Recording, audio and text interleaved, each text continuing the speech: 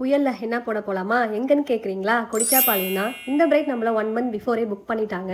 என்னதான் புயல், வெயில், மழை அப்படின்னு ட்ரோல் பண்ணாலும் ரியாலிட்டி தான். ஒரு பிரைட் அவங்களோட பிக் டேக்கு என்னை நம்பி புக் பண்ணியிருக்காங்க. ஸோ நம்ம ஒர்க்கை நம்ம பார்த்து தான் ஆகணும். காலையில் 10 மணிக்கெலாம் பிரைட் வீட்டில் இருக்க வேண்டியது. ரொம்ப மழையாக இருந்ததுனால டிரான்ஸ்போர்ட் எதுவுமே கிடைக்கவே இல்லை.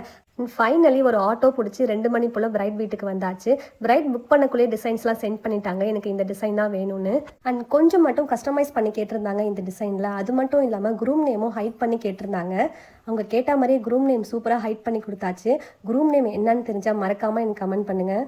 அண்ட் ஒரு சைடு முடிச்சுட்டு அடுத்த சைடு போடும்போதே பவர் கட் ஆயிடுச்சு. இன்னைக்கு என்ன நடந்தாலும் இந்த டிசைனை கம்ப்ளீட் பண்ணாமல் விட மாட்டேன்னு டார்ச் அடிச்சு கண்டினியூ பண்ணிட்டு இருந்தேன். பாதிலேயே பவர் வந்துடுச்சு. ஸோ ஃப்ரண்ட் ஹேண்ட் ஃபுல்லாகவே கம்ப்ளீட் பண்ணியாச்சு.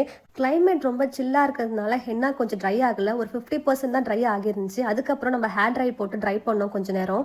நம்ம ஹென்னா முடிச்சுட்டு காஞ்சதுக்கு அப்புறம் சீலன் ஸ்ப்ரே அடிப்போம் இல்லையா? சீலன் ஸ்ப்ரேயை ஸ்ப்ரே பண்ணிட்டு மீடியம் ஹீட்டில் வச்சு ஹேர் ட்ரையர் காமிங்க. ரொம்ப ஹீட் காமிச்சிடாதீங்க, ஹென்னா கொட்ட ஸ்டார்ட் ஆகிடும். அண்ட் சக்ஸஸ்ஃபுல்லி நம்ம ஹென்னாவை கம்ப்ளீட் பண்ணிட்டோம். பிரைடுக்கு பாய் சொல்லிட்டு அங்கேயிருந்து நான் கிளம்பிட்டேன். மழை ரிட்டன் வரும்போதும் கொஞ்சம் கூட விடவே இல்லை. இந்த மலைக்கு சூடாக டீ குடிச்சா நல்லாயிருக்கும். அண்ணன் நல்ல கடையாக பார்த்து வண்டியை நிறுத்துங்கன்னு சொல்லியாச்சு. அண்ட் சூடாக டீ குடிச்சிட்டு அங்கேருந்து நாங்கள் கிளம்பிட்டோம். அண்ட் இதே மாதிரி நான் உங்களுக்கு ஹென்னா போடணுன்னா மறக்காம என்னை காண்டாக்ட் பண்ணுங்கள். அஸ்ஸலாமு அலைக்கும்.